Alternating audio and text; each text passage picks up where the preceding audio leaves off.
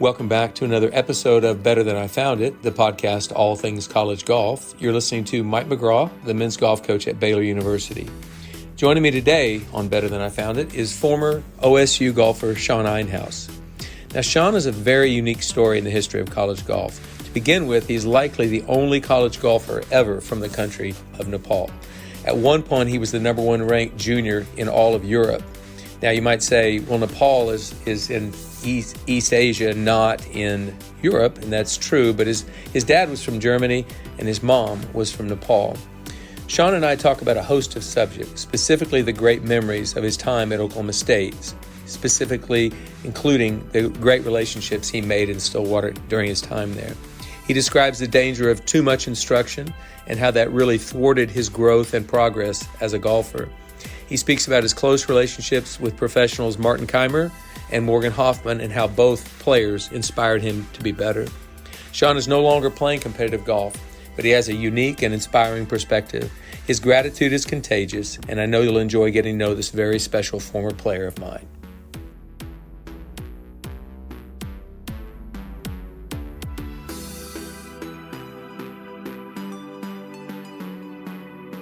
Okay, Better Than I Found It faithful. I have a very special guest for you today.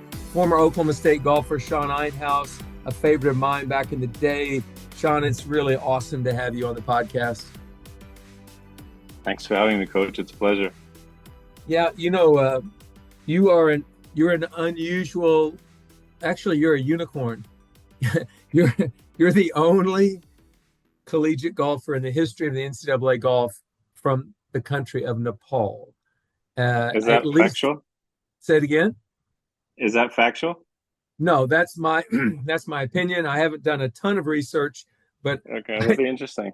I just know of no other Nepali golfers that have played collegiate golf, and it could be, but hopefully that will change in the future. Yeah, that would be great. I know we're going to talk about that later. You're having some impact there, but I bet you never thought your old head golf coach would have a podcast, huh?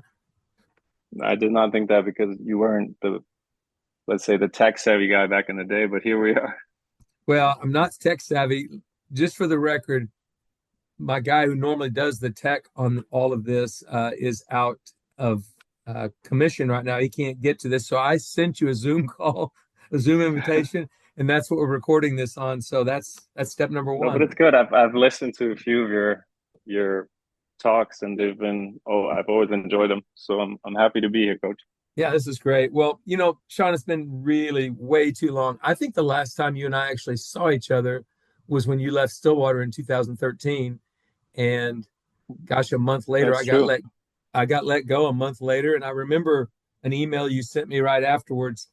I think I sent you an email that said, basically, what are some of the things I could have done differently, or how could I have been a better coach, or how was your experience? And you wrote the most heartwarming, wonderful email back to me. And you were sorry that I'd been let go, but you gave some good suggestions.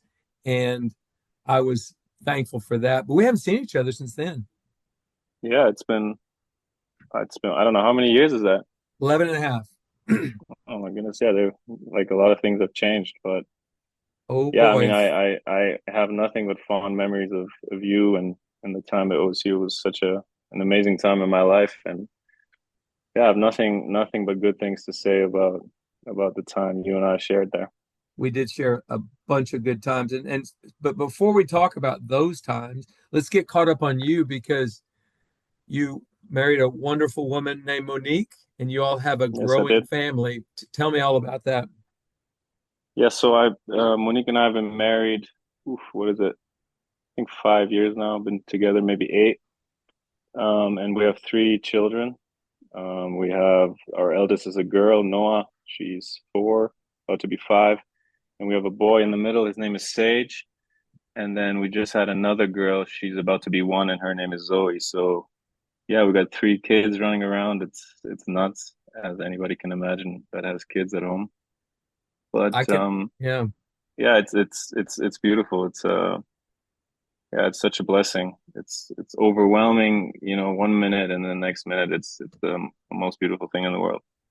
Well, 3 kids within basically 4.5 years. That's a pretty good run right there. And That's a Um, good run. Yeah, I was, to tell you the truth, we wanted to have two. Third one came, but now I hope we're done. I think three is a good number.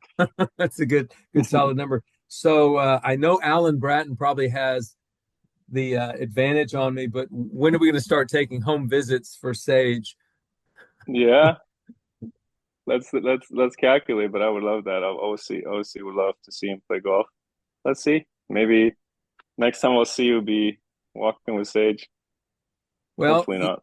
you are in Nepal right now as we speak. You're at your family's resort in Kathmandu, Yeah, and um, I must confess, you've given an open invitation for Pam and I to visit for now about basically 11 years, and we have yet to do it, and that's my fault, not Pam's. I think I'll give you 2 more years and then it runs out. How's that? Okay, that's fine. We'll get it done. Gonna get that done. That's a long way for me to go, boy from Ponca City, Oklahoma. But No, but you guys need to come. I think you guys will love it. It's a different, totally different world here. But yeah, it's definitely an experience. Beautiful people, beautiful culture, very rich culture. And yeah, I would love to have you guys here. speaking of culture, you are a dual citizen, basically, Germany, where your dad was from, Nepal, where your mother's from. They met in college in Hmm. Paris. Um, Yes, they but did. what is your dream or goal for your three children? Would you like for them to see both cultures, or kind of be a part of both? Yeah, absolutely. So actually, my kids basically have three cultures in them because my wife is Puerto Rican. So the whole Caribbean culture is also there. But for sure, I think, one of our jobs or my job as a dad and my wife's job as a wife is to make sure that they get the best of all three cultures. And we try to give them that. So in the last few years, we've been spending the summers in Germany.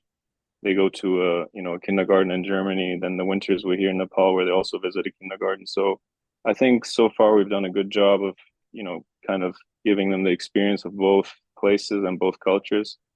Um, and Puerto Rico, we haven't spent so much time, but that's also something that's obviously very close to my wife's heart, and that's something that we will definitely do in the future.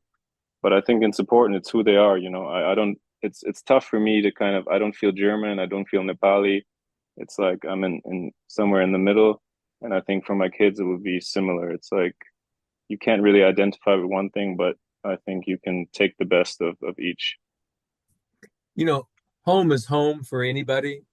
But I've noticed growing up in Oklahoma and now living in Texas for 11 years, it's almost like we Oklahomans or Texans think it's the center of the universe.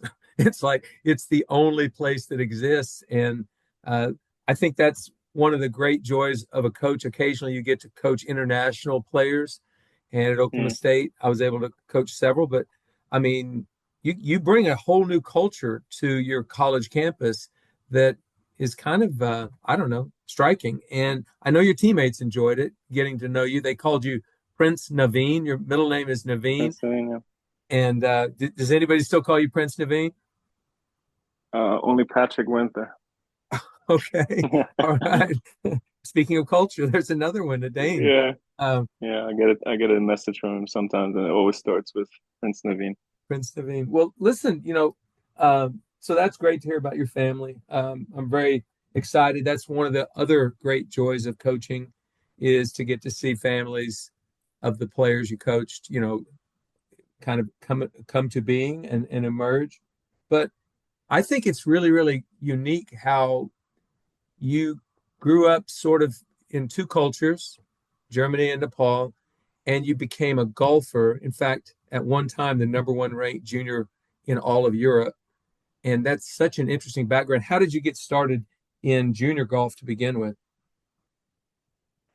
So I think my dad picked up golf like just before I was born, and I have an older brother, VJ, who he's 5 years older, and he loves golf too. So it was kind of like my brother and I always going to the course with my dad, and I'm not quite sure how it happened, but I think partly due to my brother being 5 years older and kind of competing with him, I was very good, very young.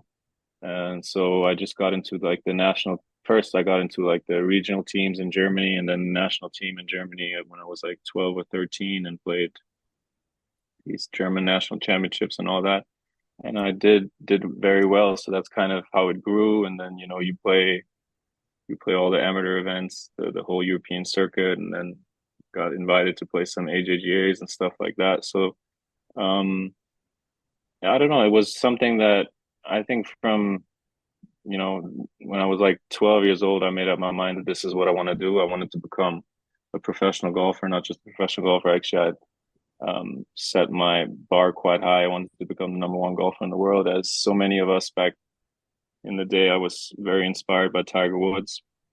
Um, I think also that whole, Tiger's mom being Thai and my mom being Nepali, I kind of took that half Asian mix and that spoke to me as well.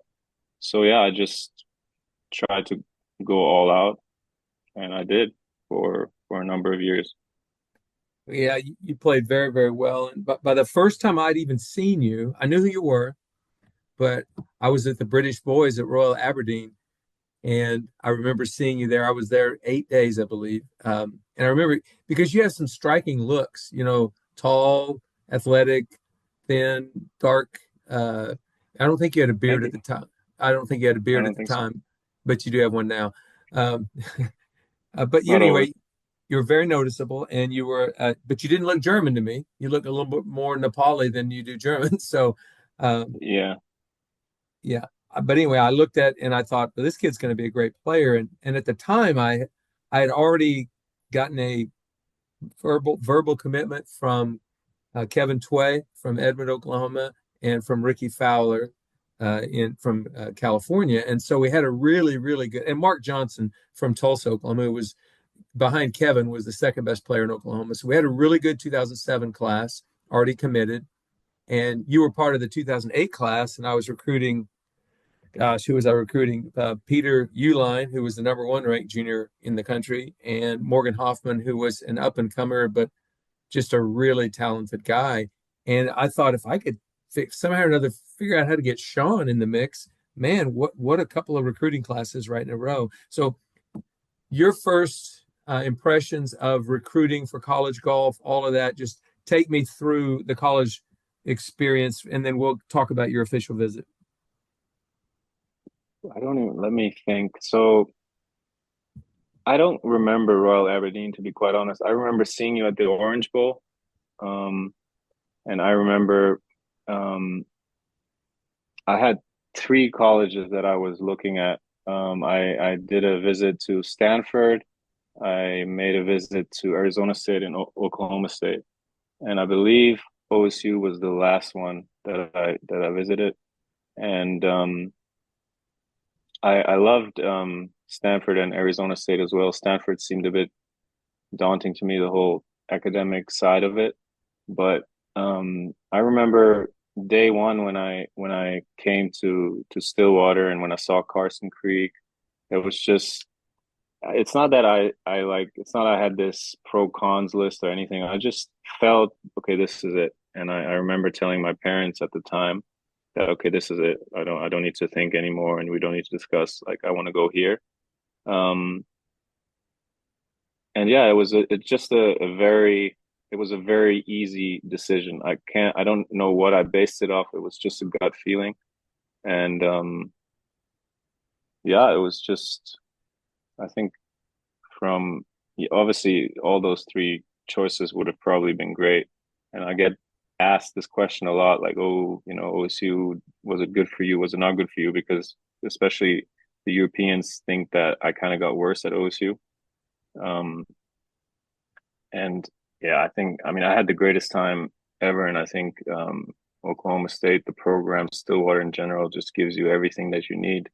Um, so I would not uh, change one thing. I loved every minute of it. And I think for my development, um, it was amazing. Maybe I could have played better for sure, but I wouldn't trade it for a thing. Well, I'm glad you say that because your teammates, your coaches feel the same way. Just the experience that we had with you was amazing, even though it wasn't perfect and the journey had some bumps in the road. But I've never told you this, and maybe I have. I don't think I have. on your official visit, your mother pulled me aside, and she was such an interesting lady, so intelligent. And I knew she was very successful, but I didn't expect this comment. She said, Coach McGraw, my son is a good boy, and you will never have any issues with him. I think you'll find he's very respectful. But he's also had life pretty easy to this point. I expect you to challenge him and toughen him up. She told me Yeah. that. And I said, Yeah. I can do that. Do you remember Yeah. that? I don't remember her saying this, but I can imagine her saying this. That sounds like her. Um, and I think she got what she wanted. I think OSU was quite tough on me. I mean, you were tough, but nothing like crazy. I think what was tough for me was just handling everything, my game and stuff at OSU. So, and she was right. I had it very easy as a junior, as a player. Also, everything came very, very easy to me. I was crazy successful from an early age. And yeah, obviously I worked hard. I hit balls until I got calluses, and I putted all day long. But that wasn't work. It was fun. So things definitely came easy to me. And I think college and also my professional career after that was not always easy. And yeah, I think she got what she wanted. What she wanted. Let's say that. Well, she definitely did. And I always appreciated her saying that because she was on board with us trying to help you grow as a person, challenge you a little bit, push you up against the wall. She was okay with that. I thought that was great. You just Yeah, mentioned the word callus, calluses on your hands. If yeah, I miss one thing from being a player, and that's been a long time, I miss having my hands beaten up, just really calloused. And yeah. if you go to YouTube, and all you have to Google is Alex Noren's hands. Have you ever seen that picture? I have, yes. I mean, that's a dream for a golfer. Ugly, It is. ugly hands with calluses. I miss those days. Yeah. Um, so let's talk about your college career. You were on a team with, I mean, some of the best players in college golf. At one time, that team you were on had the three of the top five ranked college golfers.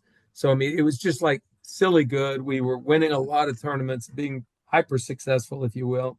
Um, but your game was struggling, especially your freshman year. And I remember you didn't play in the fall. And Alan Bratton and I were talking, and if he doesn't play well in these first few qualifyings, he's probably going to need a red shirt. And I mean, I don't even know if we actually talked to you about it until it actually happened. But I remember one of your coaches from Germany was over visiting you because he was concerned that you were struggling. And he talked to me and he said, I just don't understand why Sean's not playing better. So here's what I want you to do is talk about why you think you spiraled down into a bad spot. And let's see if it matches up with what I remember. Um, I think it actually, looking back, I don't think it had anything to do with OSU. It was just it happened to be at that time when my college career started. I think I was spiraling is a hard word, but I was um, let's say looking in the wrong spots for some time. I think I think I started college in 2008. I had a tremendous year in 2006 where I won like, I don't know, a lot of things on the European circuit. And 2007 was also quite good, but I think at that time, as an 18-year-old, I didn't know what playing bad meant. I didn't know what failure meant because I was just used to winning, and playing really well. So I couldn't deal with failure. I couldn't deal with a bad day. I couldn't deal with a bad tournament. And I think when I got to OSU, I was one of the best juniors in Europe. And then, you come to OSU, and I mean, it wasn't like I was looking around and I was like, wow, these guys are so much better than me. But at that time they were playing better than me, and which was something I wasn't used to, let's say. And in that knowledge that somebody else is playing better than me, I think I got quite hard on myself. And my thing was always, okay, it's not that I couldn't accept it. I just thought, okay, I'm going to work even harder, and I'm going to find out why he's better than me, and I'm going to change this and I'm going to change that. And I think in that quest, I kind of in that quest to improve, I kind of lost the things that actually make me really good. So that would be how I would analyze that situation. And I'm not just talking about the first year. I think I can say that about my entire I can say that about my entire golf career, basically. That's a pattern that I notice in hindsight. But When I'd I be curious to hear what you think. Well, yes, I mean, I could not have asked for a kid to work harder. In fact, some days I would say just take a break, back off from it because you're working too hard. Um, so you were looking a lot of times for quick fixes. I think you had rabbit ears where you would listen to anything anybody had to say, guys on the team. I think you at one time had multiple instructors that you kind of had feeding information to you. So there was too much technical. You were constantly changing. I remember we were coming back from the national championship in 2010, and we'd lost a Hmm. heartbreaking final to Augusta State, and it just crushed all of us. And we were headed back, and you may not remember telling me this, but and I walked a lot of golf with you that year. I mean, a ton of golf with you, and you actually got Yeah, better all year. Um, I thought your game was pretty good going into the national championship. Didn't you win two of your three matches? I believe. I can't remember. Yeah, I think you won two of your three matches. But you said on the plane back, I said, Sean, what do you think we could do to make these next couple of years better? What can we do? And you said, well, um, I've got this thing. See if you remember this. I remember I wrote it down. So I think you said it, or I wouldn't have written it down. But you said, when I've got a swing thought and it's going along and I'm hitting good shots, the first bad shot I hit, I abandon the swing thought and try something else. It's like that must Yeah, not that work. sounds accurate. Yeah, That sounds accurate to you. yeah. Looking back on it, can you imagine thinking that you were going that direction? And you weren't telling me this. You never told me this. But like if you hit a bad shot, all of a sudden that swing thought is out the window. I'll try something else. How do you feel like you got into that trap, or was it a trap? No, it's definitely a trap. I think, um, yeah, it's kind of what I tried to describe earlier. It's just not being accepting of mistakes or failure, you know. Every mishit I had, in my mind, I needed an explanation for it. And I thought, okay, there's something wrong. I didn't allow myself to mishit. And my response to the mishit would be to fix it. Um, and yeah, that was just obviously a lot of influence from outside, from coaches, from yeah, the German Federation. Everybody's trying to help, but I think when you get too many cooks in the kitchen, it gets dangerous. Well, and I contend this. If you had been lazy, if you'd been a lazy person, which you were not, had you been Hmm. lazy, you probably wouldn't have had so many struggles because you wouldn't have been hitting all those practice balls. You wouldn't have had multiple swing thoughts in the same day. A lazy guy probably could have just played golf and been okay. You worked so hard and you listened to so many people that I think it just finally consumed you. Uh, Yeah, but it didn't change. absolutely. It didn't change the way I felt about who you were, and I always appreciated the hard work you were putting in. It just didn't work for whatever reason for you. But let's talk about your OSU career because it's better than maybe some people would think. You had 9 top 10 finishes. Okay, you've redshirted your freshman year and then played 3 more years or 4 more years. Um, you were all conference one year in 2010, finished fifth at the Big 12 Conference Championship, finished third in the Linger Longer that year. Um, you played in two NCAA championships for Oklahoma State. I've never told you this, but when we played at the Oregon Duck Invitational, you finished seventh, and that was in the spring of 2011, the year we hosted the national tournament at Carson Creek. Remember how cold it was up there and wet, I remember it. and you weren't hitting it well. It was sort of like what was customary at that time. You would kind of get too focused on the technique. And Casey Martin, the coach at Oregon, found me before we left Eugene, and he said, "I've never seen anything like what Sean did this week around the greens."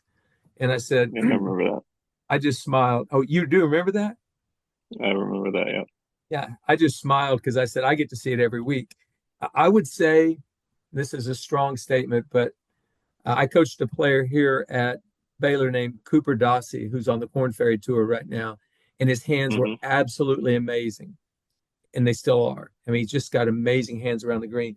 And I would put you and Cooper in the same category, and I'm going to put you in a category with Seve Ballesteros. It's a little strong. I know that's a big statement, but your hands were unreal. Now let's talk about where did you develop that incredible touch around the greens? Um, I love pitching, chipping, putting. That's all I did when I was a kid. Yeah, so many games with my friends or my brother around the chipping green. I just loved it. I think it's just hours and hours of doing up and downs, and yeah, I don't know. It's just a natural thing for me to pitch, chip, bunker, putt. Good.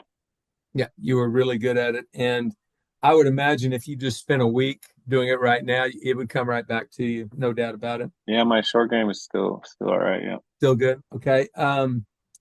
So we talked about too much instruction, technical thoughts, constantly changing, quick fixes. What would be your best advice to a junior golfer who's getting a lot of information thrown at him that's technical, that's swing technique, that's he's getting too much? What would your advice be to him? Um, I have a really good story, maybe, and they can take their advice from that story. So I don't think I've ever told you this story, but um, I remember it was my junior year, and I was so frustrated with my game that I actually was considering leaving OSU. I don't know if you remember that. I do And not remember that. you sent me to Coach Holder's office, telling me that he wants to speak to me. And at that time, I never had a conversation with Coach Holder that was longer than, "Hey, hi, how are you?"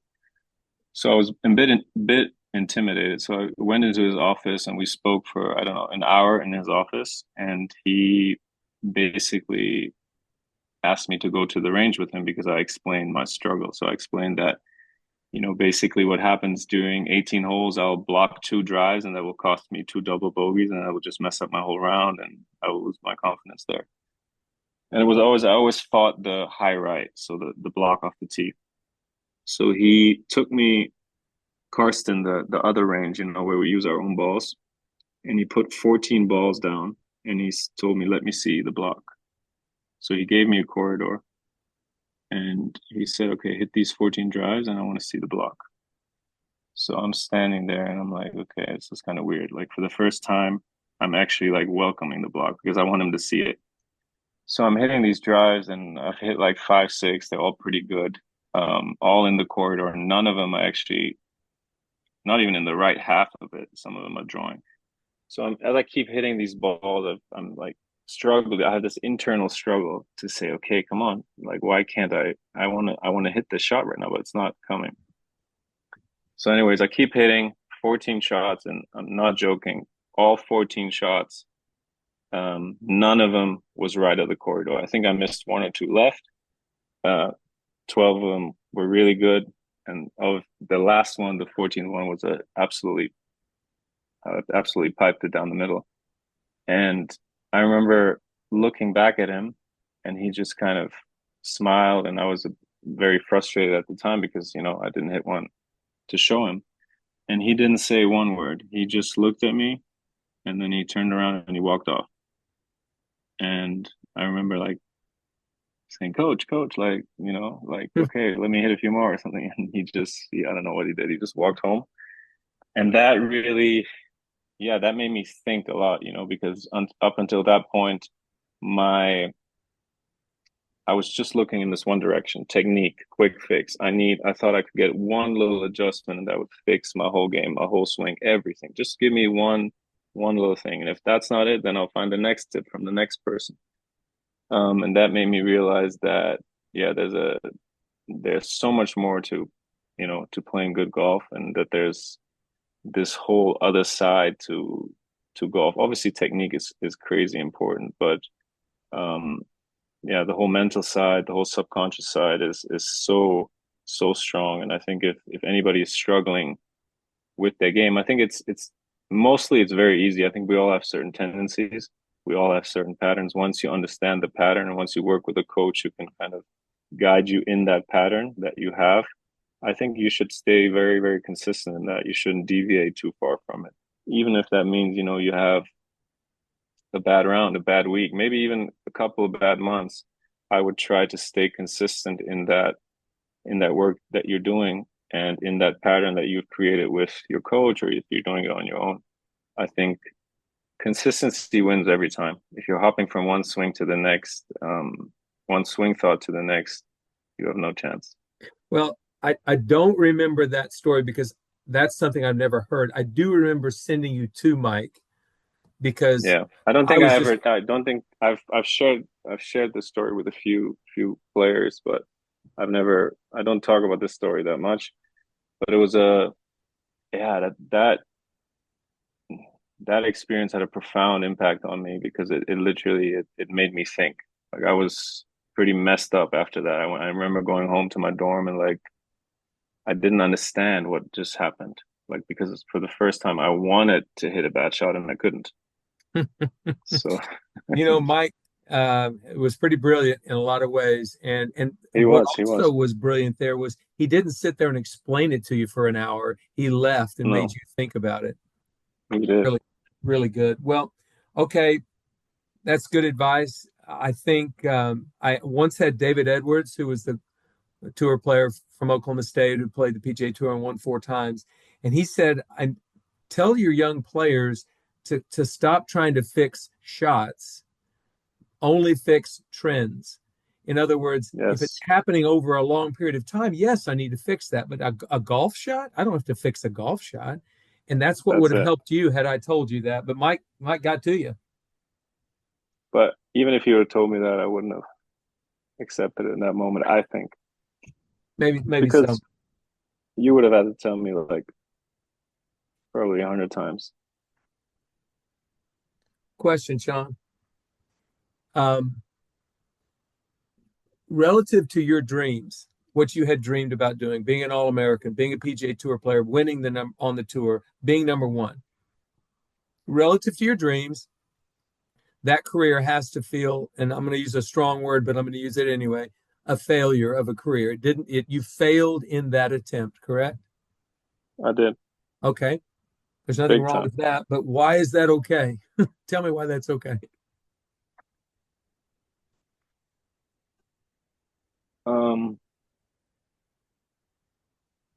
See, I think, right now, the in the state of life or in the phase of life that I am, I've kind of come to the conclusion that success and failure are like one and the same thing.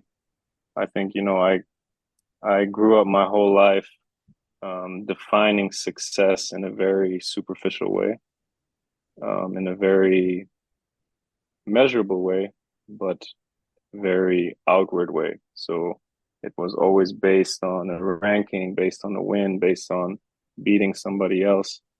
And while that does give you fulfillment, while that it does give you, let's say, happiness for a short period, I don't think that really lasts so long. So why is that okay? Because now when I look back, I wouldn't really say that's failure. It's failure in the way most people would look at it and say, okay, here I was very talented, maybe all the skills necessary to, make it in professional golf. And I didn't. But I think, um, like, honest to God, I'm so grateful for my failure because it makes me who I am. I think the game of golf has taught me everything that I know, everything. And maybe more than the game of golf, actually, the failure has taught me everything that I that I know. And through that failure, other things have opened up in my life. I have a beautiful wife. I have a beautiful family. These are all things I didn't even, to be honest, I didn't even care about so much because I was just going down this one road. Um, and yeah, that's why I think failure is okay because failure will set you up for something else that maybe you don't quite have on your radar right now. But I wouldn't change a thing. And I think if there's anybody out there going through failure, I think um, it sounds cliche, but it's nothing but a stepping stone. That's a great perspective, Sean. I'm glad you said that. I had the same issue. I wanted to be a pro golfer, wanted to do all that, ended up coaching, which is honestly, I've had a way better career coaching than I ever would have had as a player. And it's been just an enjoyable time. And getting to talk to a player like you that I first met in 2006, and here it is 18 years later, and we still have a relationship. That's important. And we can talk about those times that we went through and not be hurt by them. It's just part of our No. journey together. Yeah. All right, let's talk about one of your teammates at Oklahoma State, Morgan Hoffman. I think Mm-hmm. it's one of the most under talked about stories in golf the last couple of years, what Morgan's done to come back from muscular dystrophy, which he still suffers from. But I I know you admire him, and I definitely admire what he's done. He's still playing professional golf, and that's like unheard of with muscular dystrophy. His goal is for his foundation to rid the world of muscular dystrophy through holistic healing. Talk about your relationship with with Morgan, and just everything about that that inspires you. Yeah, I mean, Morgan is, to me, so inspiring the way he's dealt with, a hardship that I think a lot of people would just, yeah, kind of just sulk and complain. He's kind of taken that and created something so powerful, so inspiring for not just me, but I can imagine everybody suffering with what he's going through with his illness is inspired by his action, but also by his tenacity to kind of find his own solution or find his own remedies for his illness. And I think, I mean, it's another thing, Morgan obviously also was somebody that probably had really high goals and was predicted to probably whatever play Ryder Cups and compete in majors and all that. And that also wasn't the case for him, but I think he's having such a huge impact off the course through, again, a struggle. Maybe this is not really failure, but it's a big time struggle. And I think the way he's handled it, yeah, it's I mean, nothing but respect and love for him, because he's always been somebody that I've enjoyed being around in college. Kind of lost touch a little bit, when we were both doing our thing, playing professional golf. But um, yeah, just to see how somebody handles something so difficult is absolutely inspiring. Yeah, he inspires me, and I know you told me earlier before this recording that he might want to come over here this winter to Nepal to see you and to spend some time. Yeah, I so hope he gets he's to do actually that. he came to Nepal a few times. I remember early in his journey with muscular dystrophy, he came to Nepal, I think, for 3 or 4 months, and he stayed here. He was researching, treatments and I don't know what. Um, but yeah, I think it was a couple of months ago that he told me he wanted to come with Chelsea, his wife, and they also have a child now. So I don't know. I hope But that would love to happens. see him. Yeah, maybe you guys should come together. It would be a nice That's a small great idea. reunion. That would be a great reunion. Um, one thing you and Morgan did when you were in college, you created the Nepal Fund. It was a one-time thing to maybe raise some money to build a school in Nepal. So I'm going to tell this story real quick. I was caddying for you at the U.S. Amateur at Cherry Hills, and the practice rounds leading up to it, I've never seen you play better. Honestly, I think it was about the time you had hit some balls with Mike Holder. I'm not even sure, but regardless, you were swinging very well, and I expected a great week. You didn't play well. You shot 80 the first round, and like making match play was probably not going to happen. And we were at our host family's house, and Hmm. you were pretty depressed, and I could tell you were upset. And I just looked at you and I said, Sean, golf must really mean a lot to you because you're letting it eat you up inside. And why why are you a different person on the course than you are in real life? Because outside of golf, you were about the easiest guy I've ever had to talk to, period. And you said, well, I want to be the number one player in the world, and I want Yeah. to make millions and millions of dollars playing golf. And I thought, that sounds a little superficial. That's not Sean Einhaus. I said, why do you just care about the money? He said, no. I want to make enough money one day to go back to Nepal and build schools. I said, what are you talking about? You said, well, in Nepal, not all the kids get to have a great education. And so in America, the kids take an education for granted. And if a kid could get out of Nepal, go to another country, get an education, he could come back and make a difference for his family. And so I would like to build schools. Is that the way you remember telling me that story? And then talk about you and Morgan having the Nepal fund. Yeah, I don't remember that story, but I remember thinking like that. I think that obviously my mom has had a huge impact on me, and she's very involved here in Nepal with underprivileged people, with kids, education. So that's always something that I've kind of had in my life to obviously Nepal is a third world country, so life is very, very challenging and difficult for people here, for some people here. And it's always something that I've wanted to do. Um, my goals were also ego driven. I cannot say that back in the day I just wanted to become number one in the world to do that, but there was definitely and still is today. I think, I've you gain so much from spending time with my family had this camp. There was an earthquake in Nepal in 2015, and we had this camp for like 90 kids, and just experiencing these kids and giving these kids just a little bit, just attention or just a meal, you get so much from that. So, and that's something I had through my whole childhood, being in connection with this.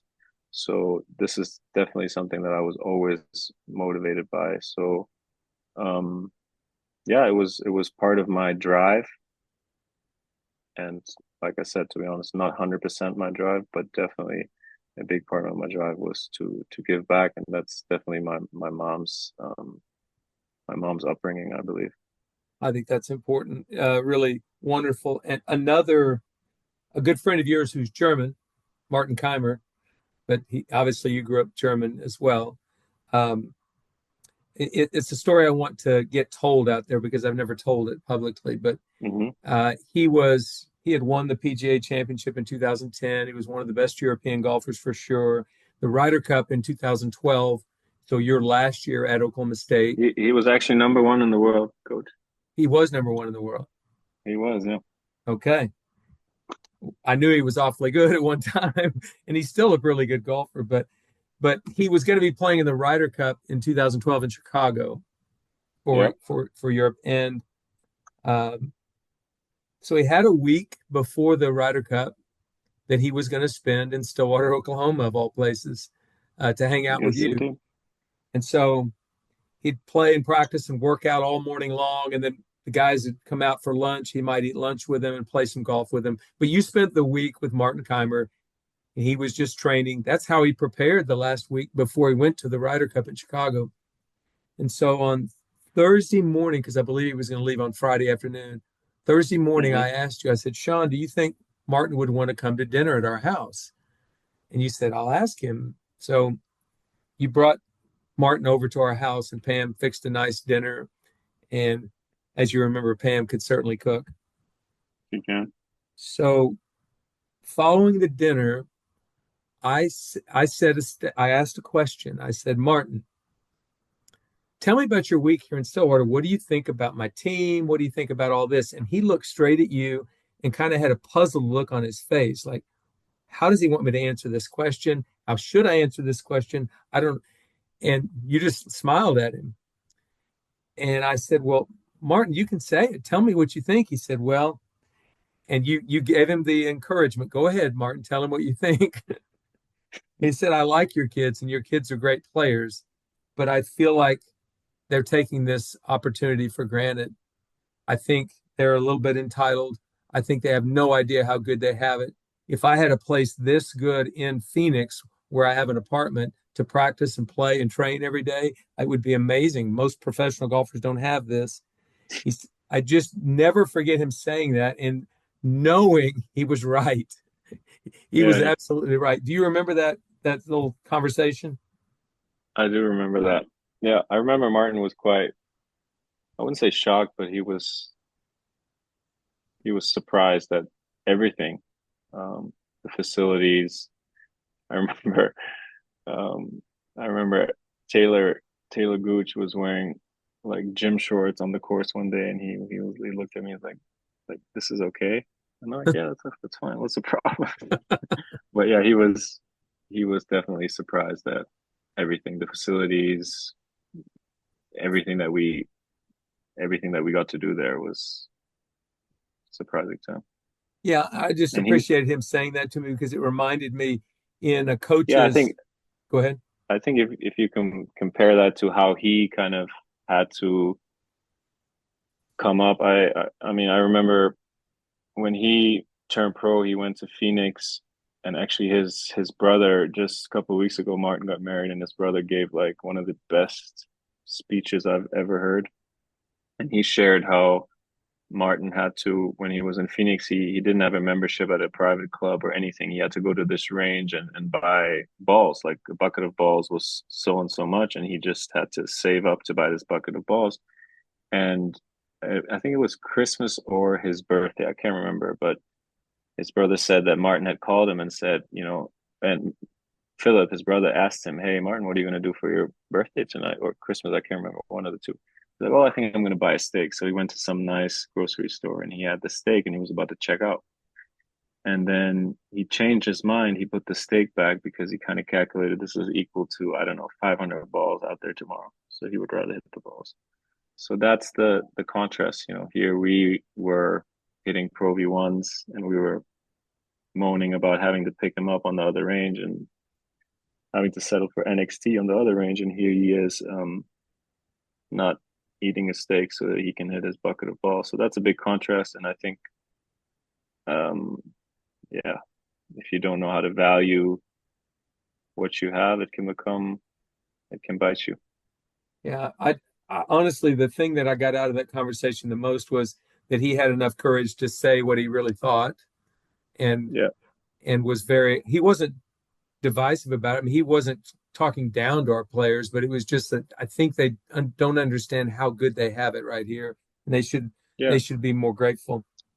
And Martin is another great example of what we were just talking about. Let's say the whole swing and technique stuff. I think for as long as I know Martin, he's been working with Günther Kessler, his coach, and for as long as I've known him, he's been working on three or four things in a swing. It's very consistent. It's always this. I mean, I've had more swing thoughts in two holes than he's probably had in 25 years career. I mean, I'm exaggerating, but um, I think that's why he's so good. He kept it fairly simple. He stuck to his plan, and he just kept improving. Small incremental steps go a long way. Yeah, very impressive. At the time, I believe he was 27, maybe 28 when he had dinner with us that night at our house.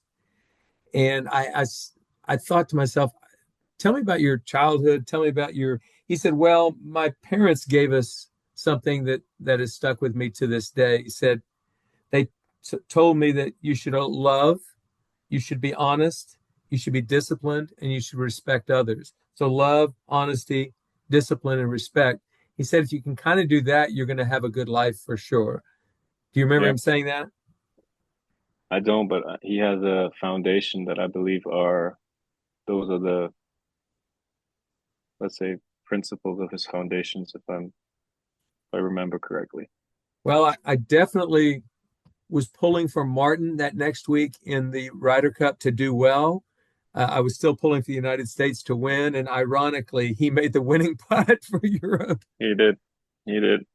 So I was pulling for him to do well. He just did a little too well for me. Yeah, that was a good putt he hit. That was a good putt he hit. Well, um, Sean, before we finish here, I just want to say I think you are the reason you and people like you are the reason that coaches have great value in what they do and great rewards in what they do. Because um, it's easy to look at a coaching record, and say, okay, I remember that, or I remember this, or whatever. But honestly, when I think of you, I think of character. I think of the way you treated your teammates. I think of the absolute gratitude that you lived life with. I think of the discipline you had, the hard work, all the things. You may not have done everything right, but it was the intent was there. Always the intent was there. And so I think that's what's really, really great for a coach. And our rewards, our coach of the year, our trophies are the players and the way they live their life. So I want to thank you for that. Thank you, Coach. That's nice to hear. Tell me this. Are you ever going to come back over to the United States? I am. And I definitely need to pay a visit to Stillwater. I've been saying that for years. I need to make it out there, and I'll also come see you. All right. Before we finish, and I would love that, but before we finish, I want to ask about one putt that you made on the 18th green at Karsten Creek, the match against Augusta State in the finals, or the semifinals of the 2011 NCAA. To this day, have you ever heard a roar that loud in your life? I have not. I mean, I try to tell people, I try to describe that moment, because including the fans that were on the fairway and on the side of that hill, there were about 3,500 or 4,000 fans that all screamed at the very same time when you made that 20-footer. And by the way, so I'll describe this before we finish. I had walked with Taylor Gooch that day. He won his match 6 and 5. You were in the group behind. So I walked back, and as I'm walking back toward 13T, I hear this roar, sort of semi-roar, and your opponent had holed a wedge for an eagle on number 12. You did. I thought that was you doing something good, but it was your opponent. And so I followed you the rest of the way. And all I'm there to do is just to calm you down, because there's a lot of pressure and a lot of people following. I didn't read a single putt, just kind of calmed you down. I remember you were struggling a little bit on 17 and even won the hole, or 16, and you won the hole. And on 17, he made about a 35-footer straight downhill to tie the hole. And we get to 18, and you've hit it in the front bunker in 2, and you blasted out a little strong, about 18, 20 feet past the hole. And I'd never seen the flag in this very spot. And you would have to agree, it was never in that same spot. And all of a sudden, you asked me, Coach, what does this putt do? And I looked at you like, are you kidding me? We've walked all these holes together. You haven't asked me to read one putt, and now you're asking me to read this putt. Yeah. I just said, I think it goes a little right. That's all I could see. And you buried that thing, and the crowd went crazy. Great memory for me. Yeah, that was a good moment for sure. I actually remember I remember asking you, because I was a bit unsure about, it was probably 2 or 3 cups of break, and I remember asking you, but after I asked you, I remembered telling you, I don't really care what this putt does, it's going to go in. I do remember you saying that. That was that freed me up just enough to make it. Well, you made it. It didn't matter if it was 2 cups or 3 cups. I had the right intention behind that one. Yeah, you did. You did. Well, Sean, it's been a blast catching up today. Thank you for your example, for your perspective. And I'm so thrilled at how life is turning out for you. You're doing great. So thank you so much. Thanks, Coach. It was a pleasure. You bet.